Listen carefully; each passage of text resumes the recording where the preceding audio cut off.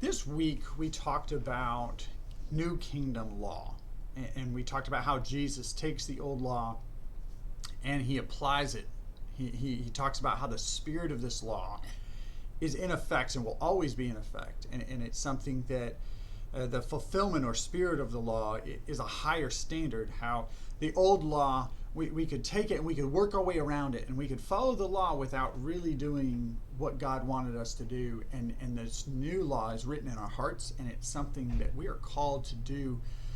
We are called to seek the true fulfillment of that law, not just the letter of the law. But it brings up Old Testament law. And so I wanted to make this video talking about Old Testament law in general. It can be kind of confusing, especially when Jesus says not one jot or tittle or not one mark of the old law will ever pass away. And then we sit here and we hear things like, well, that's Old Testament law, so that doesn't apply to us. And you're like, well, if it doesn't ever pass away, how can it not apply to us? So there's some big questions that come out of the law, whether it's the Levitical law or the Deuteronomy law. There's questions regarding it. Should we be living according to Old Testament law? Should we be Sabbathing in the same way that we're commanded to in Old Testament? That's a big question that takes a longer video. But there's other questions. Should we be following the same dietary restrictions? Should we be worshiping in the same way? Should we have a Holy of Holies? Should we have the Lamb? All of these things. And so there's these questions. And this is just going to be a simple breakdown. I'm not going to talk about all of it. There's an atonement piece to it where Christ has come. He has atoned for sin. And so there are certain things that just are not necessary anymore. And Hebrews has a really good breakdown on that as well. But I just want to break down one aspect of the law and how it applies today versus how it used to apply. So there's three types of law in the Old Testament law, or the law of Moses that was given. The first law is the moral law, and a great example of this is the Ten Commandments.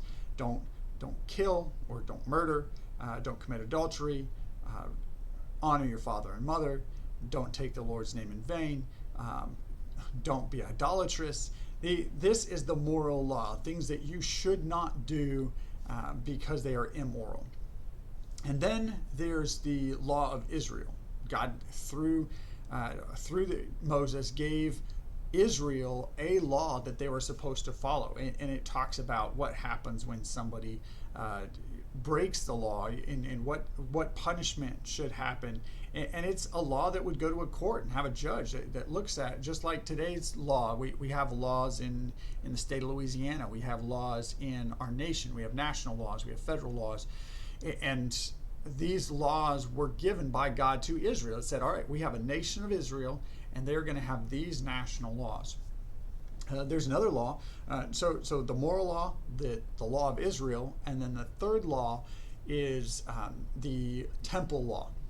And in the temple law, this is how we are supposed to worship God. We're supposed to worship God like this in the temple. We're supposed to do this. We're supposed to do that. And it began in the tabernacle, and then it moved on to the temple once they had a temple. And it can be tough to parse through that and say, okay, which of these is something that applies today and which of these is not something that applies today, and how, or directly applies today, and how do we reconcile that? So first off, let's go through one by one. First, the moral law. The moral law 100% applies in every way today that it used to. We should not murder then. We should not murder now, regardless of what the laws of our country say, whether they say we can or we can't, which most countries say you can't. But regardless of our law in our country, we should not do that because it is against the moral law of God. We need to honor our father and mother. That's not really against the law here today. You can dishonor your mother and father in America and get away with it without being sent to jail. But that's still moral law. And we are obligated to follow God's moral law because God is the one that we answer to, not primarily. And so we follow this moral law, and that's still directly applicable today. It's easy to understand how it applies today. The second law is that we talked about was the law of Israel. Now, the law of Israel is very informative, and it teaches us a lot about who God is, how He protects His people. It's interesting. The laws. One of the things we actually bash God, and when I say we, people today bash God about, is the Old Testament laws on slavery. They're like, well, God allowed slavery. That was horrible. And then if you actually look at the laws that He had, that's not true at all. Our idea of slavery today was not the same concept as slavery in the Old Testament. Slavery in the Old Testament, our concept of slavery in the Old Testament was banned by God. Slavery was an awful thing that happened throughout history and was alive and well in the Old Testament times. But God banned that type of slavery. He said, no, you cannot do that type of slavery.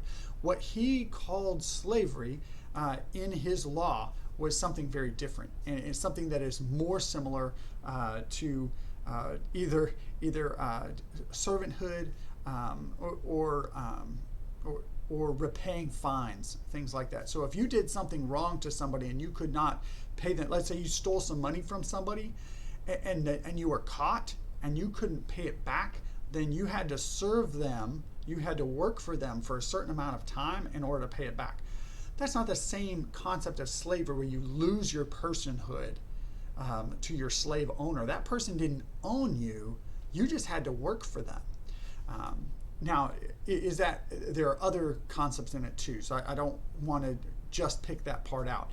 There are other concepts where you would work for somebody for a longer period of time, but if you look through it, there are rules on how you can be treated, and an owner could only or a master could only treat that servant in certain ways.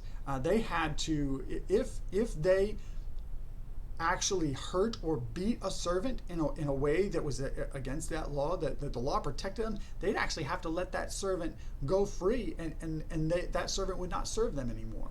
So God actually provided incredible protections at a time when that didn't happen for anyone. There was no protections for slaves at the time.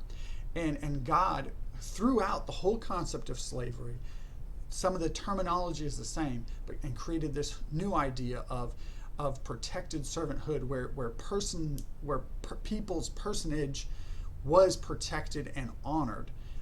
So anyway, we got off on a tangent there, but the law of Israel was given by God to His people, and we can learn a lot through that. We can learn how God values people, and how God values life, and how God values justice.